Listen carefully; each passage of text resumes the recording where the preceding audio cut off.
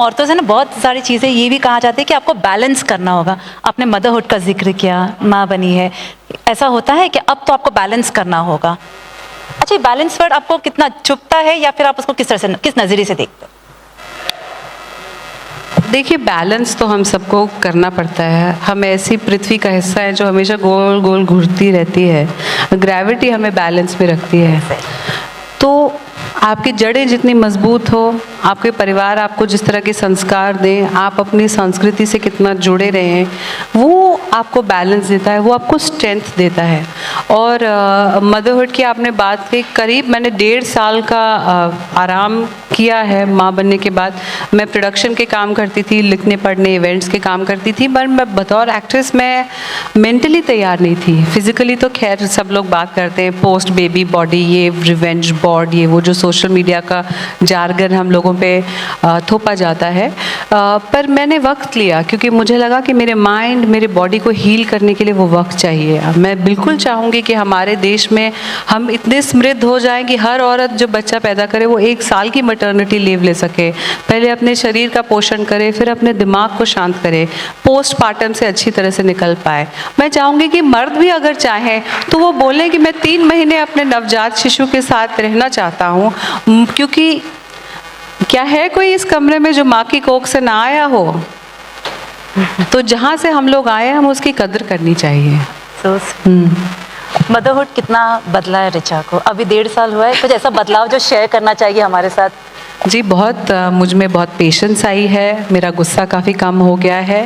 And I respect all life, चाहे वो एक चींटी हो, एक पत्ता हो, एक ऐसा इंसान हो जिसकी बात मुझे अच्छी नहीं लगती, पर फिर भी मुझे लगता है कि motherhood teaches you to respect all life.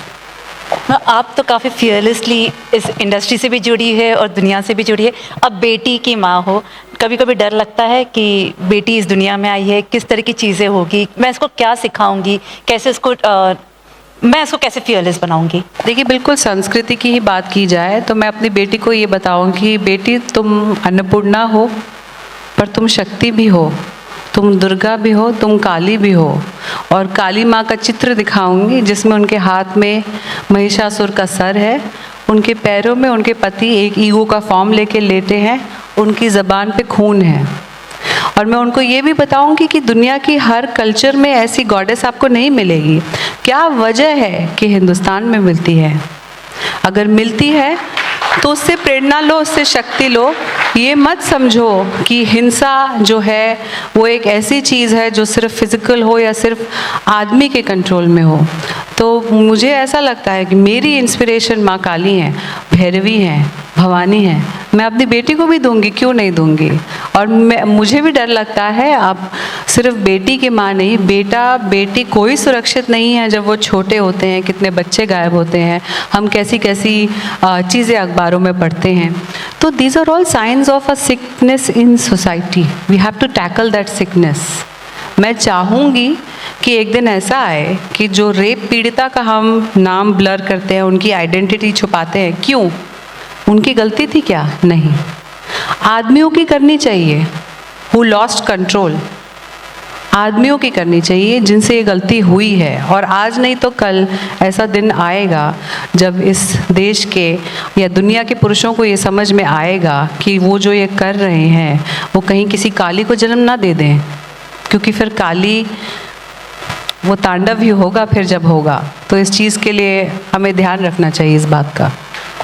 Well said Richa.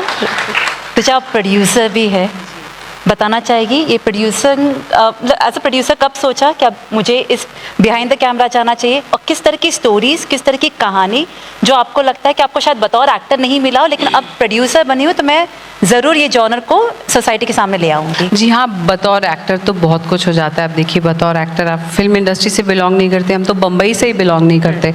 हमें 5 साल तो बम्बई समझने में लग जाते हैं कि भाई ईस्ट है, वेस्ट है, बटाटा इज़ आलू, कांदा इज़ प्याज, कलिंगड़ इज़ तरबूज, हर चीज़ समझने में बहुत वक्त लग जाता है।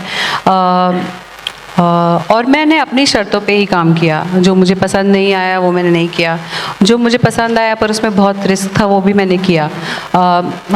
तो मुझे लगता है बतौर प्रोड्यूसर मैं ज़रूर ऐसी कहानियाँ कहना चाहूँगी जिनमें एक एलिमेंट ऑफ रिस्क हो, जो भारतीय मिलियों से जुड़ी हो, और ऐसे इंडियन नैरेटिव्स जिनको हम ग्लोबली लेके जा सकें। मेरी वही कोशिश है, क्योंकि बहुत सारे मुझसे बहुत केपेबल, काबिल, अमीर लोग हैं जो अच्छी कमर्शियल बॉलीवुड फिल्में बना रहे हैं। वो सारी फिल्में जो हम देख के बड़े हुए, जिनके गानों पे हम नाचते हैं।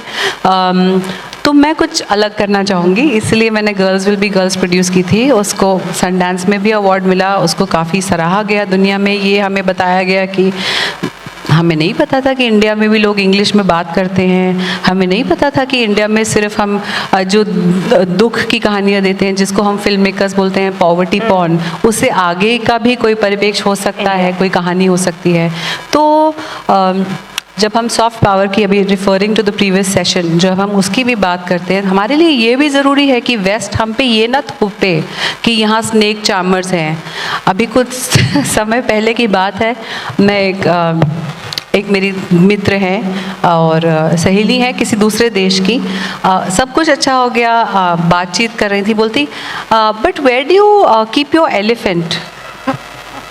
बम्बई में उन्होंने मुझसे ये सवाल किया कि आपका हाथी कहाँ पार्क्ड है।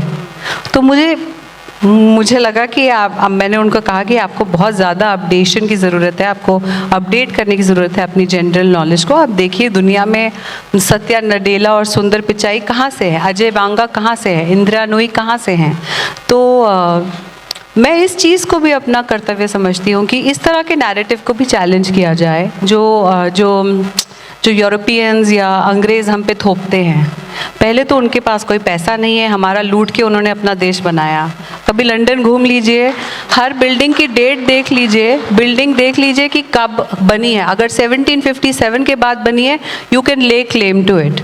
आप उनके म्यूज़ियम जाते हैं, उनके म्यूज़ियम जाइए, बहुत आयरॉनिक सा बाहर पोस्टर लगा होता है कि जेब कतरों से सावधान टाइप का, और मैं सोच रही हूँ वाह भाई वाह तुम्हारा म्यूज़ियम खाली हो जाएगा अगर तुमने लौटाना शुरू कर दिया चीज़ों को। तो मैं ज़रूर इस संदर्भ को समझती हूँ, क्योंकि मुझे लगता है कि ब्रिटिश स्कूल्स में कॉलोनियल हिस्ट्री नहीं सिखाई जाती, हमारे यहाँ सिखाई जाती है, क्योंकि हमने उसे सहा है। हमारे लिए जानना ज़रूरी है कि हमारे किसने पैर काटे, किसने हाथ काटे, घर किसने लूटा, ज़मीन किसने ख़राब की, यहाँ की अच्छी उपजाऊ ज़मीन में कैश क्रॉप किसने लगाने को बोला, उससे किसका फ़ायदा हुआ और अभी तक किसका फ़ायदा होता जा रहा है। मेरा कर्तव्य ये, मैं हिस्ट्री की स्टूडेंट हूँ, मैं जर्नलिज्म की स्टूडेंट हूँ, और मैं चाहती हूँ कि ये चीज़ें भी कहानियों में आए, बिना बोरिंग डॉक्यूमेंट्री बने, बिना बोरिंग डॉक्यूमेंट्री जिसमें हम आंसू ही पोंछते रहें। हमें शक्ति चाहिए, हमें सम्मान चाहिए, हमें इक्वालिटी चाहिए। और हमने सहा है तो हमें पता है कि रियल कहानी क्या है। बिल्कुल, कोई मन घड़त कहानी नहीं है, बिल्कुल चाहिए। अच्छा, आपने अपने प्रोडक्शन हाउस का पुशिंग बटन स्टूडियोज क्यों रखा? पुशिंग बटन्स की, देखिए पुशिंग बटन्स के दो मतलब है। एक तो यू पुश समबडीज बटन्स की आप उनको इरिटेट कर दें, तो अगर आपके लिए वो मायने सही हैं, अगर आपको हमारी कहानियाँ ना पसंद आए तो समझ लें कि कंपनी का नाम ही यही है और आप आगे बढ़ जाएं। दूसरी बात, आजकल जो भी हमारे हाथ में होता है, हम फ़ोन पे क्या कर रहे हैं, बटन ही तो पुश कर रहे हैं।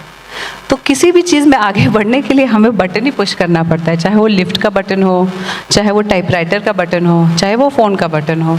इसलिए ओके, अंडरकरण एक आपका प्रोजेक्ट है, उस बारे में भी हम जानना चाहेंगे। अच्छा, ये बहुत स्पेशल इनिशिएटिव है रिचा और अली की तरफ से, जहाँ पे विमेन को सपोर्ट किया जाता है। अब कैसे, वो रिचा से जानेंगे। जब हम अपनी पहली फिल्म प्रोड्यूस कर रहे थे गर्ल्स विल बी गर्ल्स, तो ये बात हुई कि मेरी डायरेक्टर ने बोला, वो भी फीमेल है, female writer director, female producer, female director of photography, cinematographer, सब कुछ टीम फीमेल थी। उन्होंने कहा कि मेरी फिल्म में ऐसे कुछ मार्मिक क्षण हैं जिनके लिए मैं नहीं चाहूँगी कि कमरे में उस वक्त कोई आदमी उपस्थित हो, क्योंकि जो लीड लड़की है वो बहुत छोटी है, वो उसमें संकोच ना आ जाए, वो अपनी पूरी परफॉर्मेंस ना दे पाए। तो क्या रिचा बतौर प्रोड्यूसर आप मेरे लिए ऑल फीमेल टीम ले आएंगी? तो मैंने कहा ठीक है, अब डायरेक्टर मांग रहा है तो हम जाते हैं ढूंढने ऑल फीमेल टीम। तब फिल्म इंडस्ट्री में मुझे कोई लाइट डिपार्टमेंट में काम करने वाली महिलाएं नहीं मिली। जैसे आप लोगों को बताऊं तो आप लोग शायद सब इससे वाकिफ़ ना हो, पर ये जो लाइटिंग करते हैं उनको गैफर कहा जाता है फिल्म इंडस्ट्री में। जैसे इस वक्त मेरे ऊपर बहुत सारी हनी कॉम लाइट्स है, डायरेक्ट ब्लूइश नियॉन कलर की, ये वाइट लाइट है, एक पीछे से भी नियॉन का रिफ्लेक्शन आ रहा है, यहाँ से यहाँ पे कुछ चल रहा है। ये सारी जो लाइट्स का निर्देशन होता है वो गैफर करता है। और मैं इतना हैरान हो गई, 2024 में एक भी फीमेल गैफर नहीं मिली मुझे एक फ़ीमेल गैफर मिली जो सेमी रिटायर्ड थी, जिनके पिताजी बहुत बड़े गैफर थे। तो इस लिहाज से फिर हमने सोचा कि क्यों ना ऐसा कोई ग्रांट अप्लाई किया जाए जहां फिल्म इंडस्ट्री में महिलाओं को केवल लाइटिंग डिपार्टमेंट में पढ़ने की एक जगह मिल जाए, जहां वो कैमरा वर्क, लाइटिंग थोड़ा बहुत सीख लें, ताकि आगे जाके जो फीमेल डीओपी उनको काम दे कि यहाँ से ये लाइट लगानी है, यहाँ से ये करना है, तो वो अच्छी तरह से कर लें। तो हमने ग्रांट अप्लाई किया और हमें मिल गया। बट आई एम श्योर बहुत सारी कहानियाँ होगी इसके पीछे रिचा, जो आप शेयर कर पाए कि क्यों इस इंडस्ट्री में या इस डिपार्टमेंट में लड़कियाँ हिस्सा नहीं लेती थी। नहीं, लड़कियां हिस्सा नहीं लेती ऐसा नहीं है। फिल्म इंडस्ट्री में भी कुछ सेक्सिस्ट चीज़ें हैं जो हमेशा से एग्जिस्ट करती हैं, और वो इतनी ऑब्वियस नहीं है कि जैसे कि अच्छा किसी के नेवल पे फोकस कर दिया, वो तो बहुत सतही बात है जो ऑब्जेक्टिफिकेशन होता है। पर दूसरी तरह की गेट कीपिंग होती है। जैसे कुछ 20 साल पहले तक सिर्फ हेयर स्टाइलिस्ट फीमेल होती थी, मेकअप आर्टिस्ट मेल ही होते थे, मेकअप दादा होते थे और हेयर दीदी होती थी। इसकी वजह ये थी कि फिल्म इंडस्ट्री में जो मेकअप मैन एसोसिएशन थी, उनका कहना था कि कोई भी औरत एक आदमी के इतना करीब आएगी तो उसको प्यार तो नहीं हो जाएगा। तो इस तरह का रिडिक्युलस जो थॉट था, उसको चेंज करने के लिए काफ़ी सारी महिलाओं ने पहल की। अब बहुत सेलिब्रेटेड फीमेल मेकअप आर्टिस्ट्स हैं, क्योंकि अगर आदमी मेरे इतना करीब आ रहा है तो उसको भी तो मुझसे प्यार हो सकता है। ज़रूरी होगा कि मैं उससे थोड़ी ज़्यादा हसीन हूँ, और मतलब ये भी हो सकता है ना, पर ये कोई सोचता नहीं है। तो इस तरह का सेक्सिज्म लाइटिंग डिपार्टमेंट में भी था कि अरे लाइट तो हैवी होती है, औरत कैसे उठाएगी, लाइट तो भाई चढ़नी पड़ती है, सीढ़ी लेके रिगिंग करनी पड़ती है, औरत कैसे करेगी। पर ये सारी चीज़ें खिड़की के बाहर तब चली जाती हैं, they are thrown out of the window, जब गाँव में औरत को 4 किलोमीटर चढ़ के 4 घड़े अपने सर पे रखने पड़ते हैं। जब गांव में औरत जो है कुएं से पानी खींचती है, यहाँ एक बच्चा यहाँ एक बच्चा, जब चाय के बागान में बच्चा पीछे बांध के काम करती है, तब औरत कमज़ोर नहीं होती। तो ये हिपोक्रेसी जो है, उसको कहना चाहिए कि भाई ये हिपोक्रेसी है, और तुम्हारा क्या चले जाएगा अगर 4 औरतें इस फील्ड में काम कर लेंगी, तुम्हारे घर में थोड़ा और वेतन आ जाएगा ना। तो इस लिहाज से हमने ये अंडर करेंट प्रोग्राम शुरू किया, और आई रियली होप उसका 2nd एडिशन हम इस साल करें। बीच में मैं खुद माँ बन गई थी, तो मैं उसको इस वक्त उतना वक्त नहीं दे पाई जितना मैं देना चाहती थी, पर उसका 2nd एडिशन हम इस साल करेंगे। उसके तहत लड़कियों को फ्री ऑफ कॉस्ट एक ट्रेनिंग दी जाती है, उनका सिलेक्शन होता है, जो भी इंटरेस्टेड होती हैं उनका सिलेक्शन होता है, फिर उनको ट्रेनिंग दी जाती है, फिर उनको प्लेसमेंट दी जाती है किसी ऐसे प्रोडक्शन हाउस में या ऐसे प्रोजेक्ट में जहां वो इन कपल्स, मतलब अगर आप और मैं हैं तो हम दोनों जाके एक प्रोजेक्ट में साथ में काम करें, ताकि ये ना हो कि आप रैग हो जाएं। तो उस तरह से, और उनको हमने 3 महीने का स्टाइपेंड भी दिया था कि कहीं कोई ऐसी औरत हो जिसको राइटिंग छोड़ के लाइटिंग में आना हो, तो बेचारी 3 महीने क्या करेगी। तो बस 2nd एडिशन उसका इस साल होगा। एम्प्लॉयमेंट भी कह सकते हैं, एम्प्लॉयमेंट से ज़्यादा एक मतलब सपोर्ट। इंडस्ट्री ने मुझे इतना कुछ दिया, मैं इतना तो कर ही सकती हूँ।